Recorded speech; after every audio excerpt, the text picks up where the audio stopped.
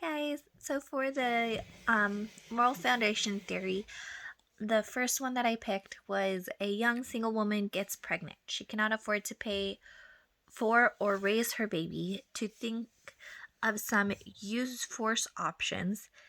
Think of some possible ways that tax money or laws typically could be used in a situation like this. So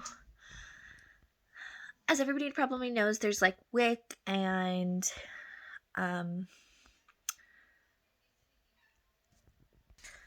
and welfare, and in California we have a thing called CCRC, which helps pay for like daycare and stuff like that. um some people would argue that for these options, or for them to be able to do that, it's to care for the infant, so it uses the CARE Act, and that we should definitely keep these programs up and running and make them more easily accessible to the different communities and the different moms and even dads that need them. But in this case, moms. Um, Others would argue that it was their choice to have a kid, so why should taxpayers have to support their child? Um, we also have like Planned Parenthood, so I know some people argue that, like, well, if she couldn't have afforded it, then maybe it's not fair for us to have to pay for it, so maybe she should have chosen to abort her child. Um, Others believe that, you know, it's 100% her choice and that she chose to do this, so we should all help her. It's what's fair. Um, Everybody kind of has different views on it, and you can't really judge any of them for the different views that they take on whether or not they want um, the mom to receive assistance. Um, some people argue, like, well, it's loyalty to her, I would say, almost, that like we take care of her and we give her the goods that she needs through these different services. Um, yeah, I feel like that's a good coverage of this one. The next one that I picked to talk about was um, a company that mines and distributes coal around the world to power generators refuses to abide by UN-sponsored guidelines about carbon emissions.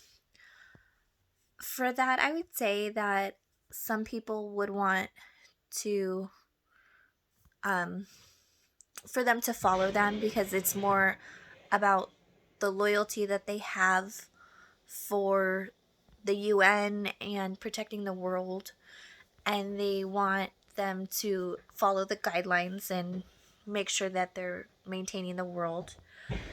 Um, Others might even argue that they need to protect the world and they need to follow the emission guidelines in order to care for the world, really, like maintain it, make sure it's good for the future generations. And some would argue that it's fair that they have to do it because, again, they need to protect it for the future generations, what happens next. But others might say, well, why is it fair for them to argue, or for them to follow the emissions guidelines for carbon dioxide when not everybody does? So why do they have to do it if not everyone is following it? And they would say, like, it's their rule, like, it's their livelihood, it's how they make ends meet. So, like, some people believe, like, well, it's how they've been doing it, why should they have to change what they're doing just because it's against a guideline? It's not a rule, it's not really a law of any kind to make them do it, so why do they have to follow it? Then, like, some would say, well, some people don't believe the UN really has authority to dictate whether you follow the guidelines or not. Like, they believe that they are doing what's right for them. They're selling, like, worldwide. They're doing their business.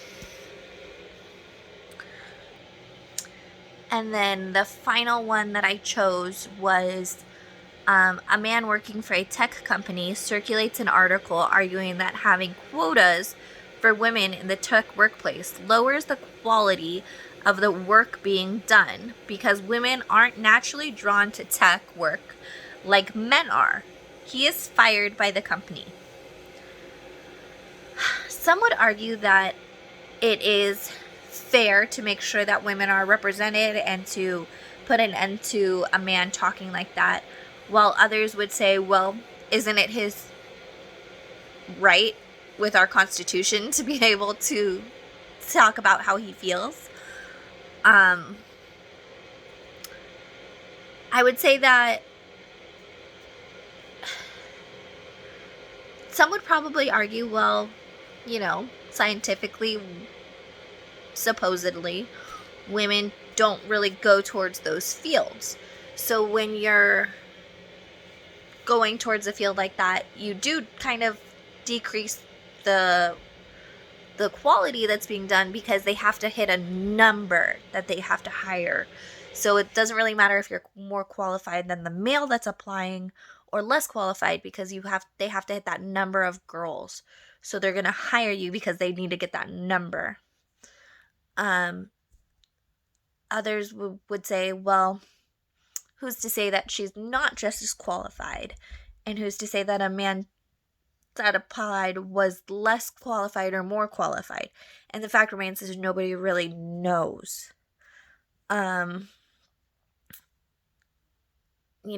It would be really the authority that is saying like, oh, you have to meet that quota.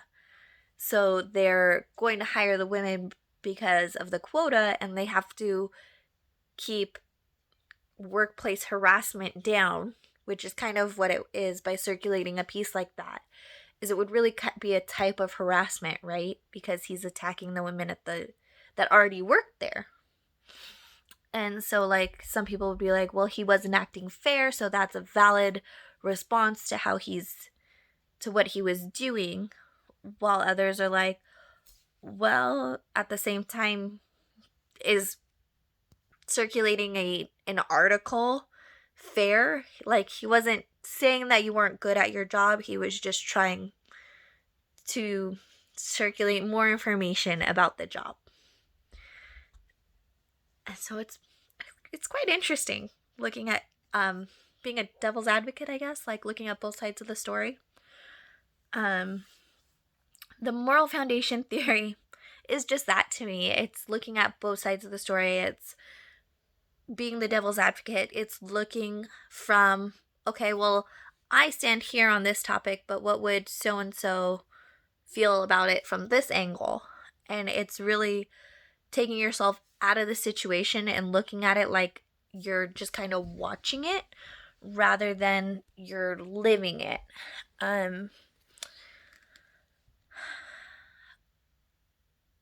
I think like the best part of it is you can truly understand the different aspects. You can truly understand like the different aspects, so you really know where you stand on a subject if you can look at it from all the different angles. If you can look at it from, well, was it valid that the guy was fired or was it not valid? And if you get the same answer from all of the different aspects and going down the list of all of the different matrix motivations like care and fairness and loyalty, authority, sanctity, liberty, if you're going through the whole list and all of your beliefs are lining up with the one side, then I feel like you definitely more understand the subject and you know where you stand personally. And I feel like that's one of the main strengths of it. I feel like one of the weaknesses, I feel like most people aren't going to look at it like openly. I understand like how you would try to, but I don't know that everybody has gone through an open-mindedness thing like we did, where they understand how to look at it and be a devil's advocate and argue for the opposite side. But I think it's really interesting, and I think it's really cool that it was something that was brought up in our class.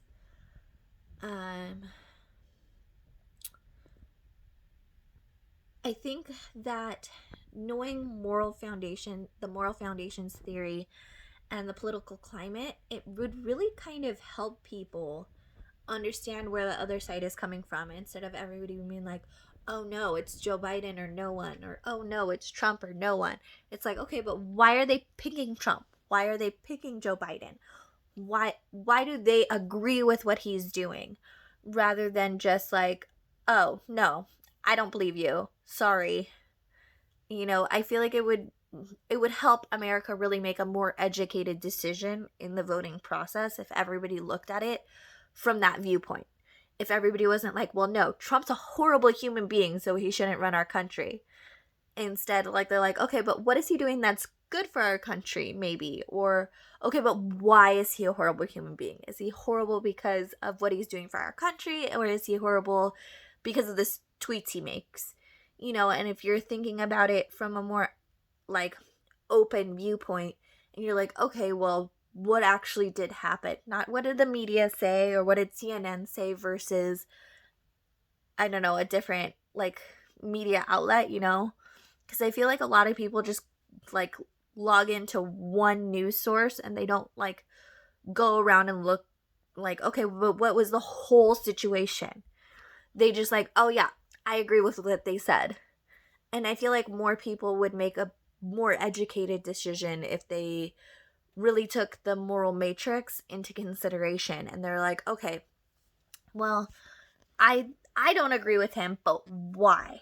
Or, so and so believes in him and thinks he's doing a great in his presidency. I wonder why. And I feel like it would, like, decrease the tension that's in our country right now, and, like, all the craziness that's happening with this election, and how everybody's like, oh, it's the most important election in the worst election happening in the worst year at the worst time, and all of this stuff, and they're making it very dramatized. And, like, I feel like if everybody would just, like, breathe and take a step back and look at it from a different viewpoint, it might, like, calm the nerves of everybody and everything that's happening right now. I think that kind of concludes all the questions. I hope everybody's having a great weekend. Happy Halloween. Bye, guys.